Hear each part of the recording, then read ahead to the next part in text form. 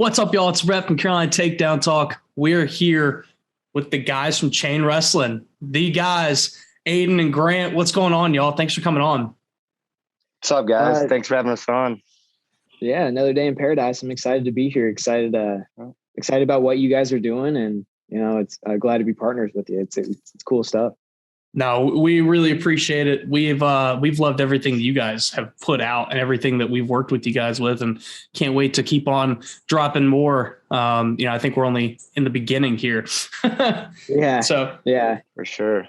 Off the bat, Aidan, I don't know why I want to say down. You're over at Vegas. You're about to be scrapping here pretty soon. You're wrestling in the open, man. Are you excited? You ready to go? I'm so pumped. I actually just due to injuries and kind of the way things have played out, I haven't wrestled freestyle since the Fargo finals in 2018. So this is my first big freestyle competition back. It's been 3-4 years waiting on it, so I'm so excited. Regardless whether it's a senior level competition or not, I'm ready to get on the mat. I've never been to Vegas. It's just the whole environment is creating excitement for me, so I'm pumped. I'd say the Fargo finals is a solid one to leave it, to come back from there. Not the way it ended. Not the way it ended. Got it. So maybe a little bit of a revenge tour for freestyle here. Right. So guys, I just want to give you guys a chance, and super glad y'all came on, but I just want to talk about Chain Wrestling, talk about y'all's career. How'd you guys got into the sport, and, how you guys ended up meeting, all that stuff. So Grant, we'll start with you, man. So how'd you start wrestling? Yeah. So, I started when I was about 3 years old. My dad wrestled in college for a couple of years, and he just threw me out on the mat. And then, we've had our ups and downs through the years, especially growing up as younger.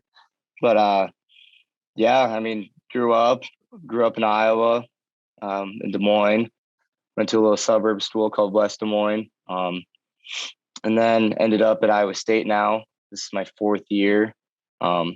Got 2 more years left of eligibility. So that's kind of where I'm at with my career. But yeah, I'm loving it, man. This sport's just a sport that keeps giving. So it's awesome for sure. No doubt. Literally growing up in Des Moines, Iowa, wrestling's in your blood. Like that is, you were in a stance before you were walking.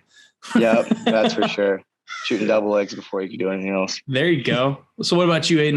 How'd you get started wrestling?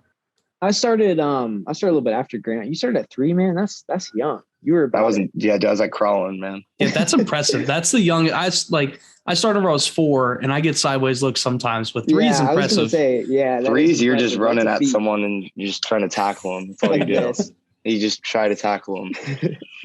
No, so I started in 5th grade, and it was really based around my family. On both sides of the family, I had some pretty phenomenal wrestlers and wrestling careers, and I actually had a cousin who was 2 years older than me at the time who I just wanted to be really bad. And my dad asked him if he wanted to wrestle.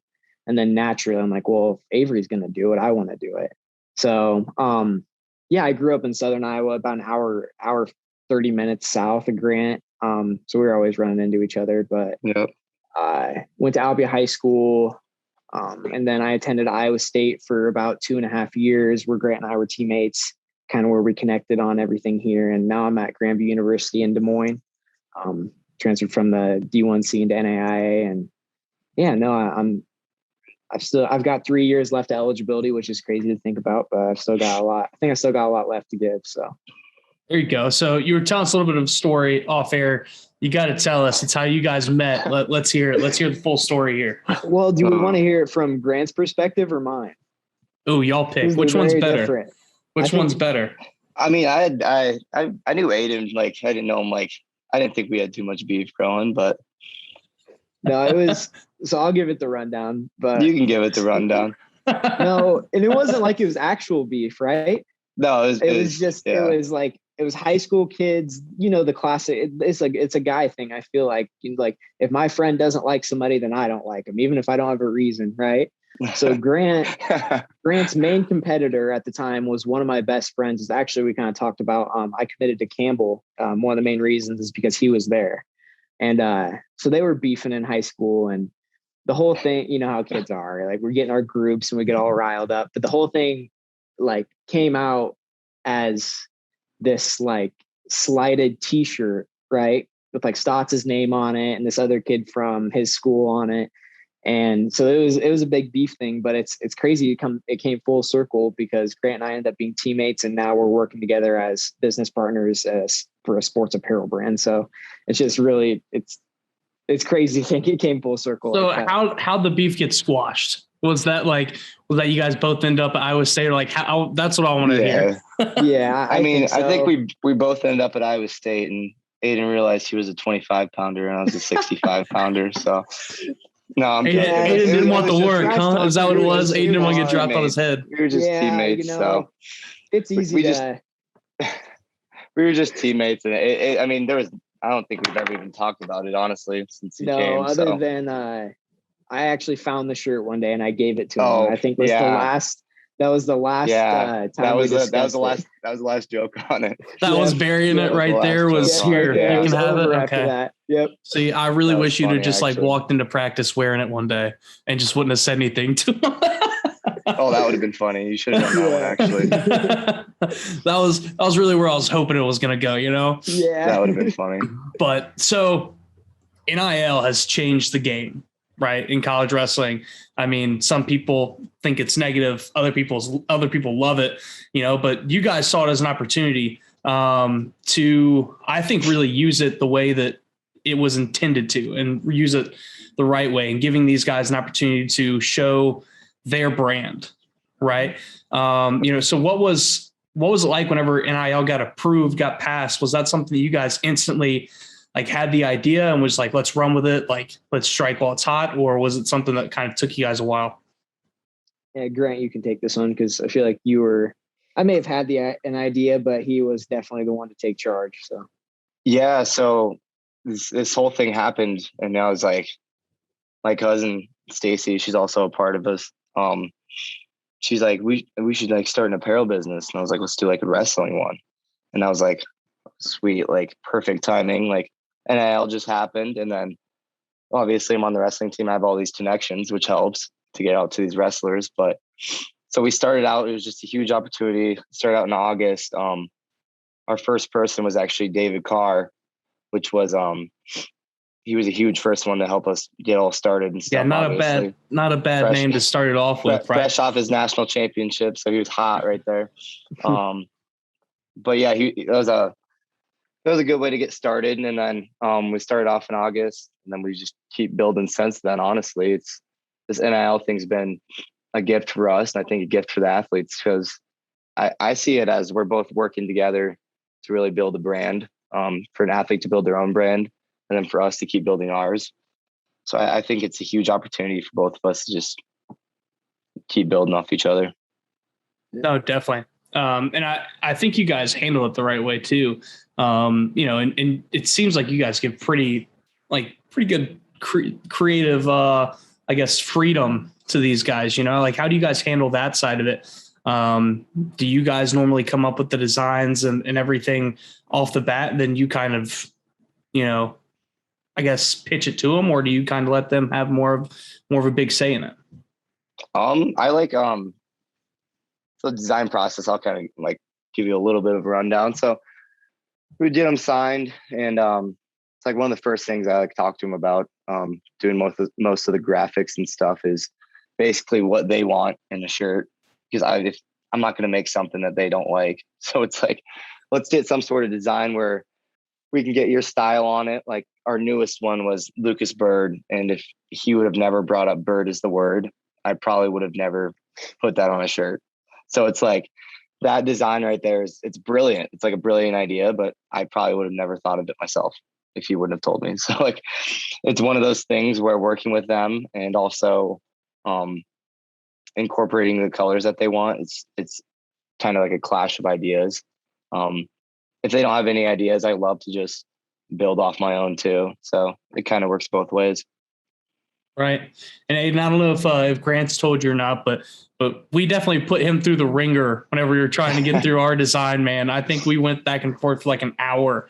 It was one of those that Grant is the most patient guy that we've ever worked with. Right. So the thing is, we probably should have just had a call, but me and him were just shooting texts back and forth. And I was making it harder than it needs to be.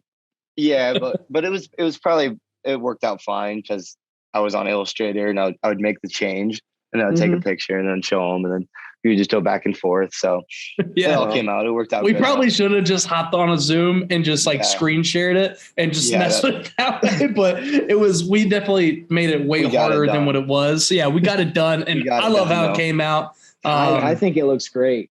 I think it looks great. We've had a lot of people compliment them, everything else. So Aidan, you handle the marketing side of everything, all that stuff. What's some big stuff that you guys have planned for this off season or anything in general? Well, without too much, we're continuing. Yeah, you can't drop too much without everybody. We're continuing to look to sign more athletes, and specifically female athletes. Actually, that's something we're really looking forward to address this summer, and hopefully get some girls on. And we've got some in the works, but no, and just hopefully, I think we have a good platform to run camps too. Just with a built-in gear system and built-in advertising with the brand that we've established. I think that's something that we're going to look forward to doing in the future as well. But more content too. I'm a big content guy, so videos and pictures and just getting everybody engaged.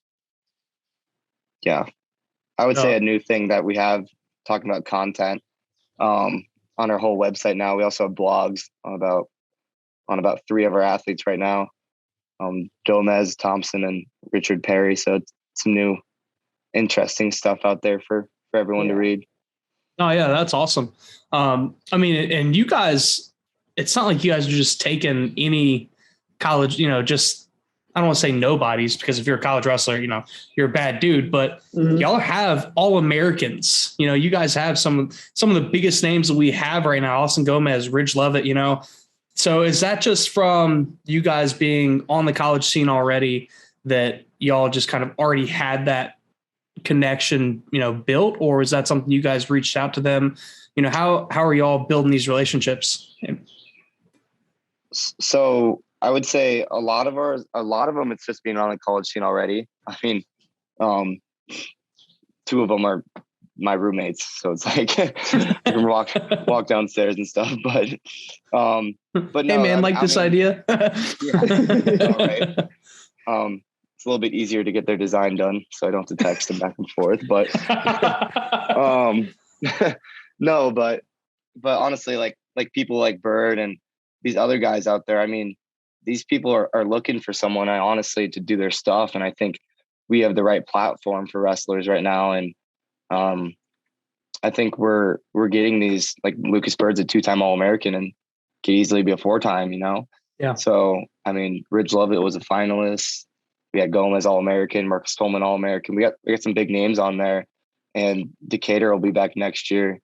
So, I mean, we're glad to have these guys. And I think, honestly, we're still looking for some more top-notch females and males, honestly. Right. I mean, I love hearing you guys talk about, wanting to bring females into the mix and help them build, their brand and everything else, especially with North Carolina.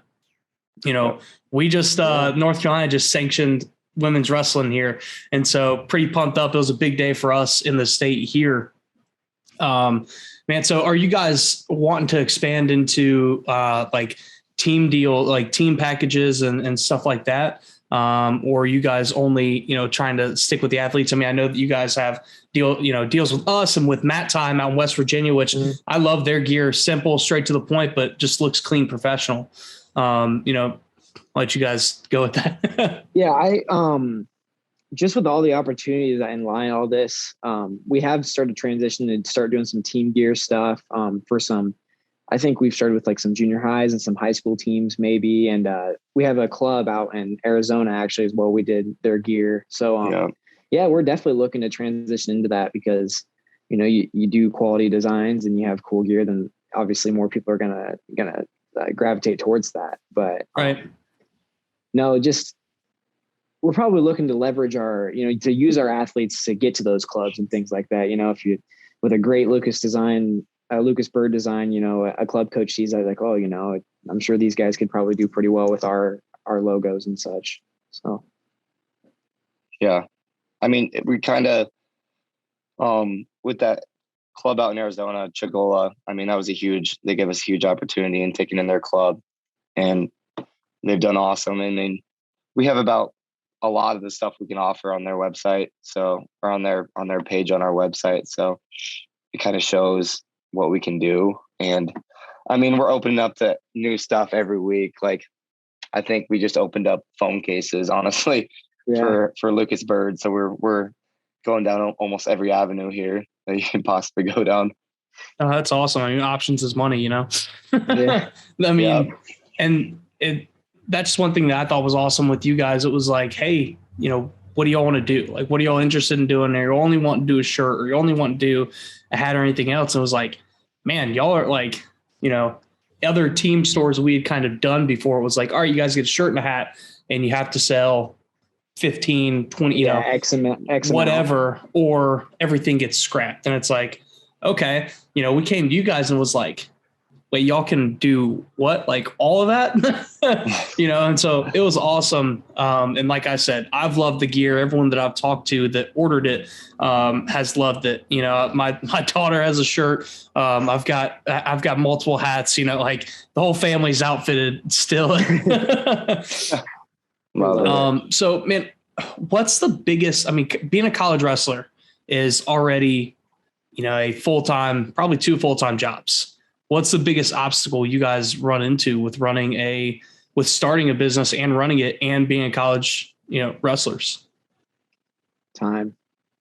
Yeah. The time. I think, and I'd like to speak and like thank the guys in front of me and Stacy, and with Stacy, Grant, and Ethan, because I'm probably in a serious role. I'm probably 2 or 3 months in, and, it's copious amounts of time. I don't think on a surface level people understand that Ethan and Grant and Stacy each individually put in thousands of hours to get it to where it's at right now. So, I mean, Grant, you can talk to if there's any specific aspect that you feel like's difficult, but I think generally speaking, it's just a lot of time investment between, recruiting athletes and the design process, and then pushing that all through the production process, marketing. It's a lot. Yeah, I mean, I would 100% agree with them. Time's the biggest thing. I mean, it's one of those things. I know this might sound kind of, everyone's probably heard this, but it's one of those things what you put into it is basically what you're gonna get out of it. So, I mean, as much time as you put into it, and I mean, I know as being a wrestler, and same with Aidan, probably, we like to work pretty hard at stuff we like to do. So, I mean, I've put a lot of time into this, and it's one of those things where I don't let it take over my wrestling time, because I love wrestling. That's one of the things I've made sure, for sure. But yeah, it's one of those things that takes time. So like, at night when I get home from eating dinner after practice, I'm hopping on here for a couple hours, and then I'm going to do my homework. My nights have been a lot more structured with chain wrestling, I would say. It's not more go downstairs and watch TV for 2 hours. It's more, you can go up to your room and work on blah, blah, blah, chain wrestling stuff.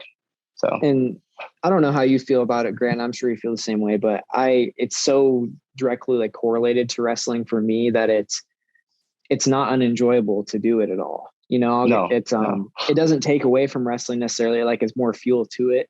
Like, I'll get done with a practice and I'll be like, oh, I want to go back and relax. And like 20 minutes later, I'm staring at the TV, but I have my computer in my lap working. It's just, you learn to like fall in love with it a little bit. Yeah, it's one of those things where it just becomes like, it's fun to do, honestly. I mean, it's fun to do, but it's also work. So, I mean, it's a mix for sure. Oh, definitely. Yeah. I mean, we just got done talking with Mike Machiavello not too long ago, the face of North Carolina, as we have deemed him, and, I think deservedly so.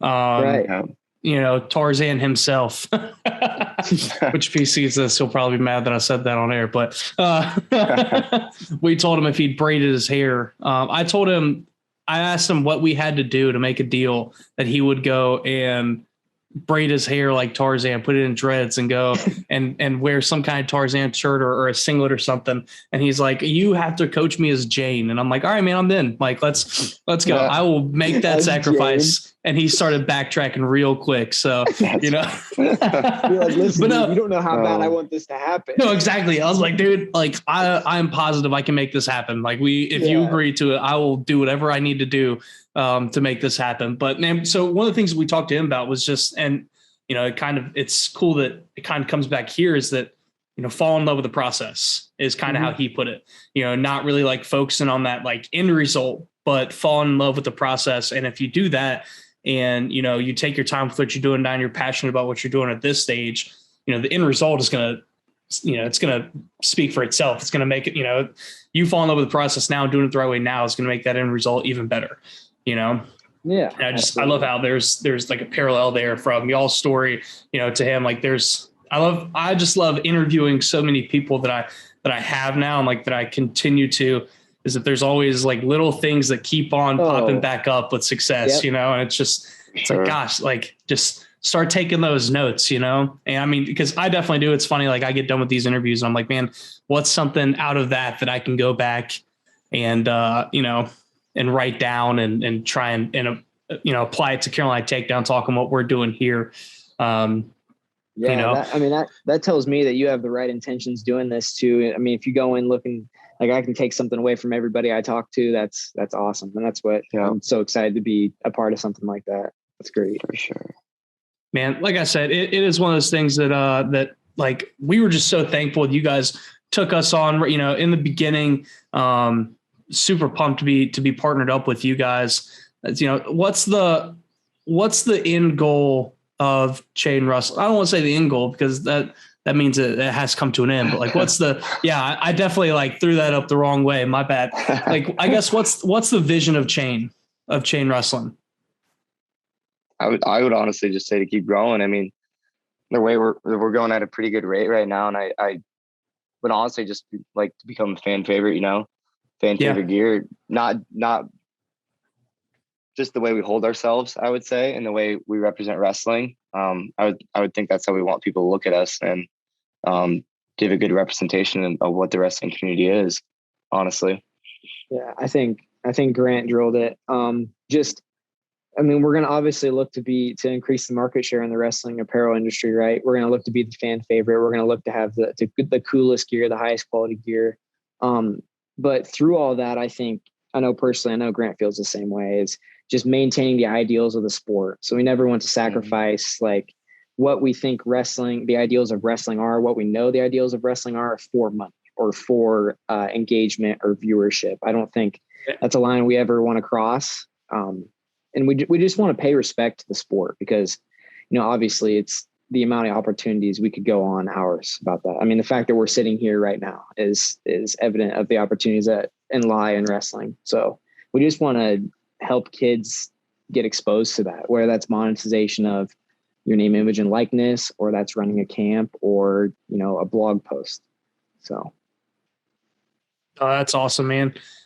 So I'm gonna let you guys go. Aidan, you got a big weekend ahead of you. So, you know, we'll definitely let you go get some rest, man. Yeah. Maybe, I don't know if you got a cut weight or anything getting ready for this, or you're already you're ready to go. I'm a light guy. Trip, yeah, I'm dialed.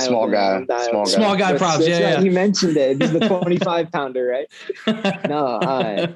Yeah. Thank you guys for having me. And, you know what? Hopefully I can get down to North Carolina this summer because it is gorgeous and I'd like to go back. So, man, you're always welcome. Y'all are always welcome up in North Carolina. Y'all got a place to stay in right outside Asheville, North Carolina. If you ever need one, perfect. Come on down. Perfect. We'll have to try and set up something, try and get a camp or something to come down to North Carolina, get Chain Wrestling down to North Carolina. We'll grab Esco and bring him back down. There you go. Yeah, man, do it, man. Shout out to Esco. He's a Charlotte native. It's funny. We grew up in the same wrestling club, Pitbull Wrestling Club in Charlotte. So super excited. We're still trying to work out like a time to get him on everything. Cause we wanted to let him talk about, you know, his I don't want to say upbringing, but like, you know, how he got started in the store. Just, man, the biggest thing that I want to turn like I don't know if like interview series, or I'm trying to come up with a name with it now, you know, trying to market it aside from just the North Carolina like shows that we do. where we like preview and recap state tournaments and everything. But I want to, keep on giving people and wrestlers the opportunity to tell their story. I think that it's one of those things that hasn't been around for a long time, but now, with podcasts, with YouTube, we're over on Rockfin now, it's just the platform is there, and people need to know about the amazing humans that we have in this sport. And there's no lack of stories out there. I'll tell you that, especially in our community, there's not a lack of stories.